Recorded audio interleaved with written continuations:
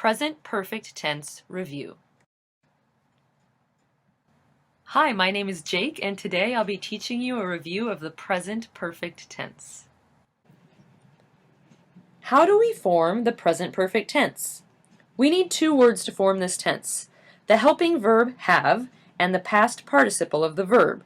For example, in the sentence, I have eaten breakfast today, have is the helping verb, and eaten is the past participle of the verb eat.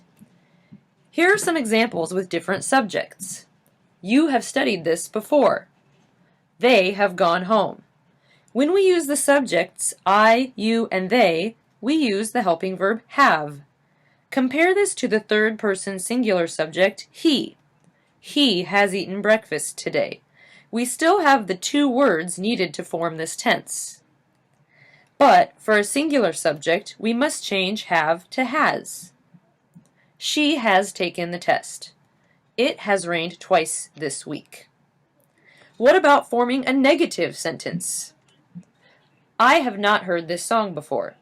Simply insert not after the helping verb. He has not finished his project yet. Or we can use the contraction, which is the shortened form. It is common to use the contraction in spoken English. I have traveled to China and India. I have had very short hair, even shorter than this. I have seen a famous person. Let's look at what I just said. I have traveled to China and India. I have had very short hair. I have seen a famous person. There's a famous person in the background of this picture. When did these actions happen? We don't know. There is no specific time. Now, let's compare these to the simple past tense. I traveled to China in 2009. I traveled to India last March. I had short hair in high school. I saw a famous person 8 years ago. Do you notice a difference between the sentences on the left and the ones on the right? On the left, there is no specific time. I am just listing my life experiences. On the right, however, I mention a specific time. When a specific time is mentioned, it is not possible to use the present perfect. You must use the simple past. Notice words like last and ago. These are key words that indicate we use simple past, not present perfect. If we use for or since, we should use present perfect. This is for an action that hasn't finished yet. It started in the past and is still continuing now. For example, he has worked there for 23 years. She has been on vacation for 8 days. I have been in my office for 15 minutes. Notice the word for. We can use for with an amount of time. All of these actions are still continuing. Another key word is since. They have been in Canada since 2013. Use since with a date or point in time, not an amount of time. I have eaten 3 apples since 9 o'clock this morning. Or, she has studied English since she was a child. Notice we can use since with a clause. In this case, the dependent clause, or the clause that begins with the word since, is in simple past. The independent clause uses present perfect. We can also use present perfect tense with unfinished time periods. For example, we have taken 2 tests this month. In this case, the month has not finished yet. I have eaten 3 apples today. In this case, today is not over. And finally, I have swum twice so far this week. Notice the phrase so far. This can be used with an unfinished period of time. This implies that I will probably swim again before the week is over. Now let's learn how to make questions in present perfect tense. First, let's listen. Notice the questions I ask you in this video.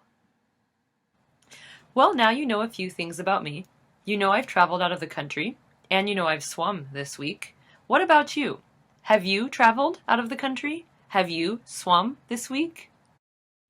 You have already learned how to form a sentence with this tense, with a subject and a helping verb and a past participle. Now, making the question is easy. Move the helping verb to the place before the subject. In English questions, a verb comes before the subject. Have you traveled to India? The correct response to this question is, yes, I have, or no, I haven't.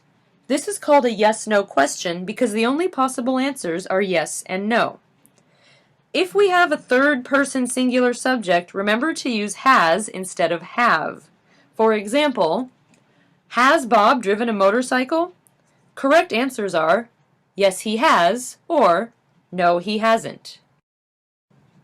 Now let's look at information questions, also called WH questions. What has Bob driven? To this question, we can answer, he has driven a motorcycle, or a motorcycle. To form a WH question, we keep the same order that we had in our yes-no questions, but now we add a question word to the front. Here's another example. Where have you traveled?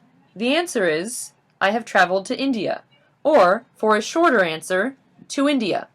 So, in a WH question, just follow this order. WH word, helping verb, subject, past participle. Here's another example. I have seen that movie 3 times. Use present perfect with words like once, twice, or 3 times. Also, I have already seen that movie.